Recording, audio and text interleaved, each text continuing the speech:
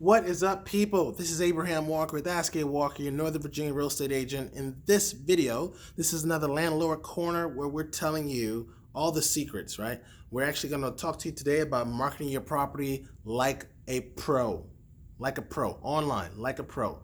So these are tips and tools and tactics that I would use if I were to take my real estate knowledge, right, and use it to market my property, right? To market a listing, a rental listing, okay? So let's first of all talk about the purpose of online marketing and why it's important.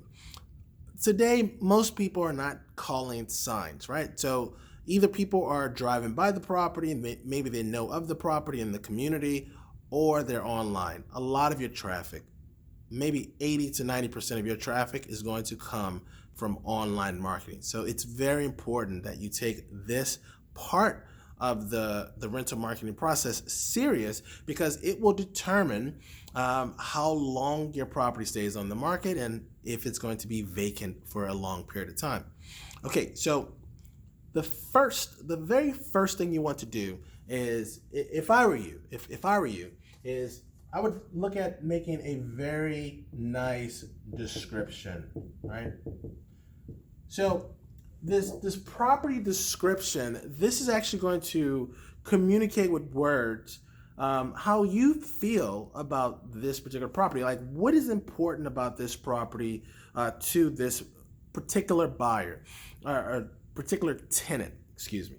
And so when you're thinking about the tenant that is going to look at your property, the tenant that's most likely going to reside in your property, you want to communicate from their perspective.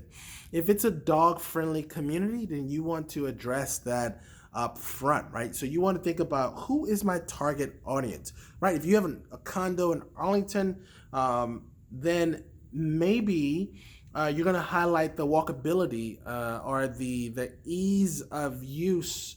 I don't think that we can use walkability anymore, but you want to just communicate like how efficient it is to move from your property to major job sites or to the metro, right? So you just want to highlight these things for who you believe is the intended target audience. Now, if you need some assistance with descriptions, then the best thing for you to do is actually to compile a list of descriptions that you already see online from other properties in your area, right? So do some research. Remember from our video where we discussed doing your market analysis to determine what the cost or the price of your rental is? Those same properties that you were actually researching, what you want to do is you want to look at those descriptions, right? Print out a few of them or copy and paste a few of them, put those into a document, and then create your description based on what you've already seen work in the past. The next tool that you're going to work on or focus is photos. Next to the description, I would say that photos and descriptions are neck and neck, right? Because even if you have very attractive photos, usually people are looking at the description to determine whether or not this property meets their criteria. So with the photos, we use professional photography for our photos. So I'm going to recommend the same thing for you because it's accessible to you, right? There's a company in Northern Virginia called, you know what? I shouldn't give you the name because what if they go out of business? Just shoot me an email to abraham@askawalker.com whenever you watch this video, or call or text me, and then I'll just provide you with the contact information for a professional photographer that's in business at the time that you watch this video, right? So professional photos, the cost is going to vary, but if you're concerned about cost, consider this. To hire a professional, myself, that's 1 month of rent, right? So what I would look at is, I would say to myself, this is how I would think about it. I would say, you know what? I was already going to invest 1 month of rent to hire a professional. So how about I use that to actually put together some assets that I can use in the future to market my property, right? Because when you purchase these professional photos, you'll be able to use these for the life of the property, right? And so this isn't a one-time expense.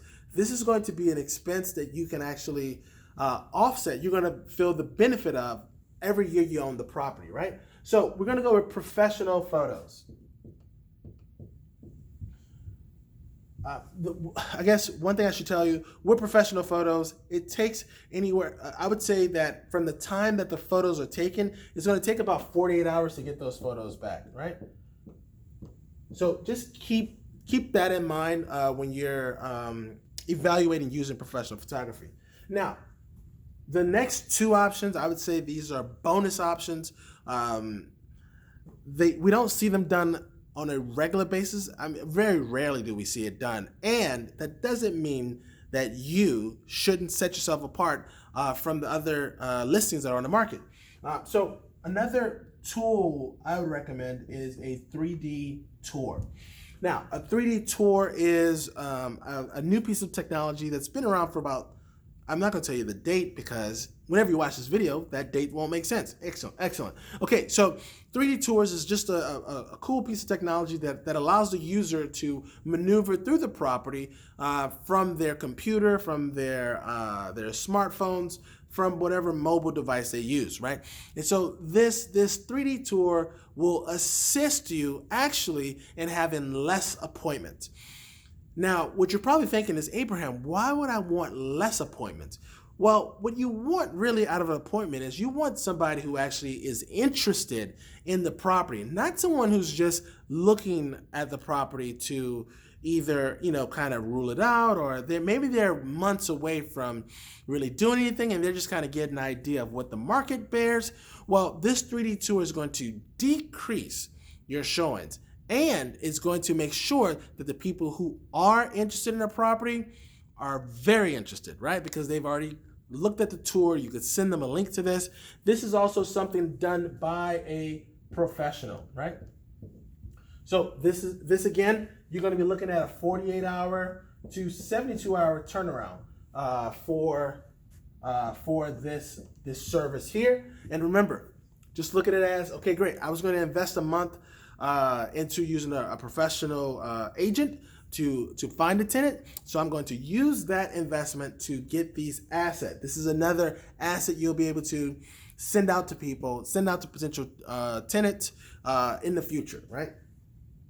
The last item I would highly recommend, if you don't do number 3, then I would recommend that you get a floor plan. Yes, a floor plan. And I wouldn't just recommend getting just a floor plan of the interior. I would do interior and exterior, right? And so why is this? It's pretty much the same reason that you're doing it for step 3 is you're trying to decrease the number of people who are not interested in the property. Think about it like this. If I were selling a property, right? Do I want people who are not qualified looking at the property, especially if the property is owner occupied and my clients are in the property? Don't I want to protect their time? Also, if you're doing this on your own, right? You're not using a real estate agent, then you are most likely showing the property. Do you want to waste your time showing your property to someone who maybe needed a larger bedroom or who maybe wanted a different floor plan? This can all be alleviated on the front end, right? And again, this is also going to take you about 48 to 72 hours to get this document back, as well. And this is, again, another asset. These are assets for you to use to market your property. If you have any questions about our series, if you're a landlord, you have a question about our series, Marketing Your Property Like a Pro, Handling this process like a pro, shoot me an email to abraham@askawalker.com or call me at 703-539-2053. Thanks for watching, and I'll see you on the next video. Peace.